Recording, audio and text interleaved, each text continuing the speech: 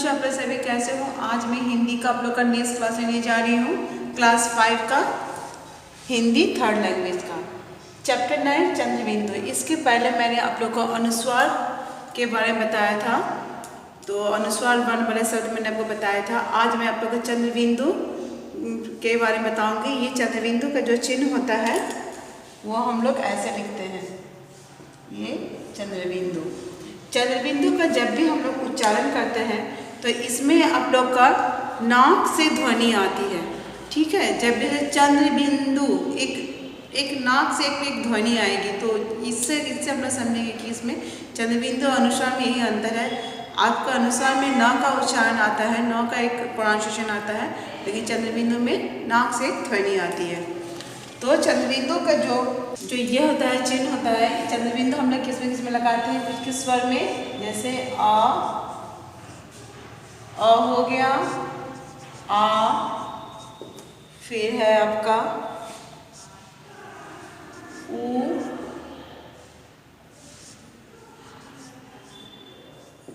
ठीक है। आ ऊ, इस तरह से इस स्वरों में हम लोग चंद्रबिंदु लगाते हैं और इसका चिन्ह होता है,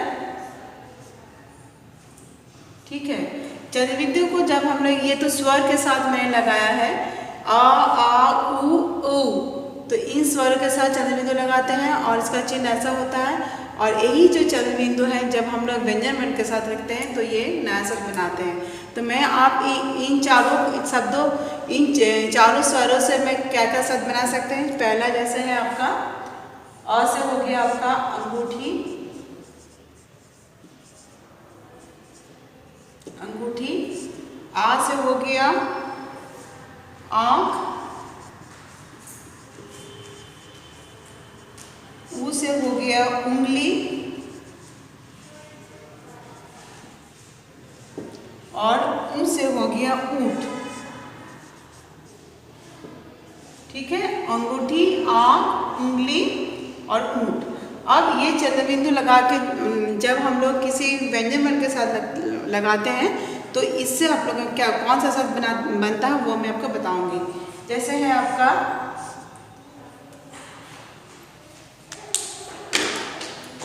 यहाँ,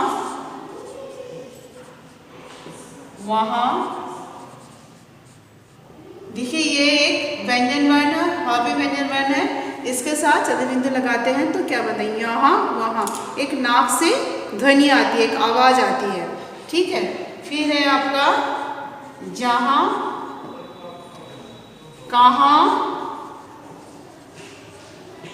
पाँव, पूछ, मूछ। देखिए माँ, प, ये सभी क्या है आपका व्यंजन वर्ण है, इसके साथ आपने चंद्रबिंदु लगाया। फिर है आपका बूंद, सूंड, मुंह, गांव,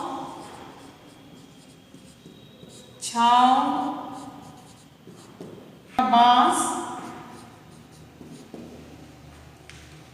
सांप, आंचल, आंगन, सांभर, लहंगा, लहंगा। फिर है धसना,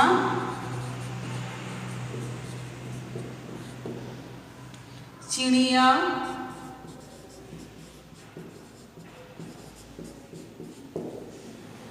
लड़कियां,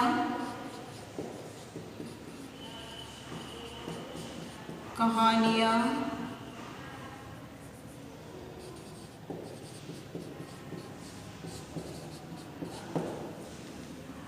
हंसना, फंसना,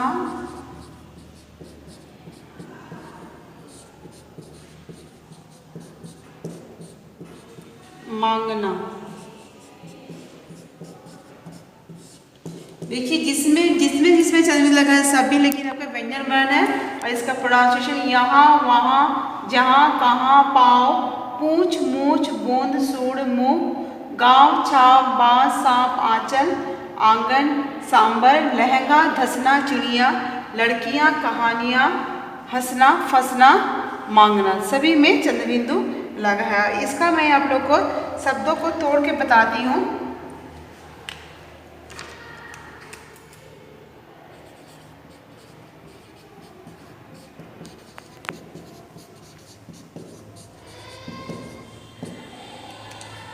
पहला है आपका चांद, चार जोड़, इसमें चार जोड़ बिंदु द चांद। फिर है आपका आ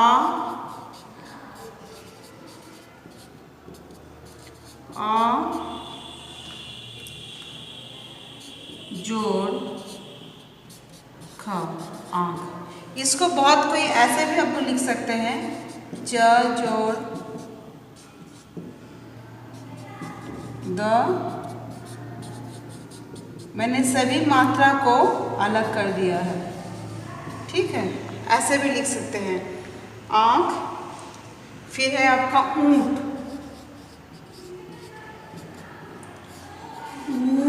जोड़ चंद्रबिंदु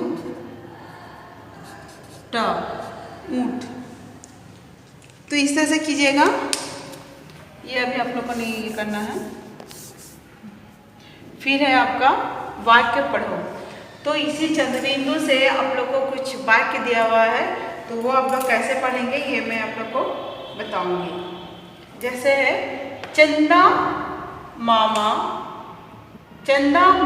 आ जाओ, आंखों में सभा समा जाओ। तो ये जो छोटा सा चंदा मामा पर एक छोटी सी कविता है।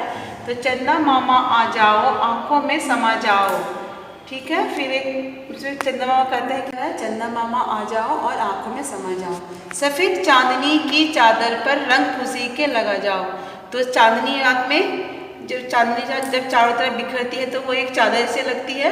तो वही कहती है सफ़ेद चांदनी के चादर पर रंग खुशी में लगा जाओ। जब चांदनी रात होती है तो बहुत ही वो मनभावन लगता है। चंदा मामा आ जाओ, माँ ने तुम्हें बुलाया है। कहती है कि चंदा मामा आ जाओ, तुम्हें माँ ने बुलाया है। ठंडा दूध मंगाया है, दूध बतासा खा जाओ, चंदा मामा आ जाओ। तो इसमें चंदा मामा को कह रहा है कि तुम आ जाओ, तुम्हारे लिए दूध मंगाया गया है, तुम आके दूध बतासा खा लो। तो एक छोटी सी कविता है। तो इस तरह से आप लोग चंद्रबिंदु से जो छोटा छोटा वाक्य बन सकता है चंद्रबिंदु शब्दों से, वो आप लोग को बताया गया है। इसमें भी आपकी किताब में एक छोटी सी कहानी भी है। कुएं का सांप।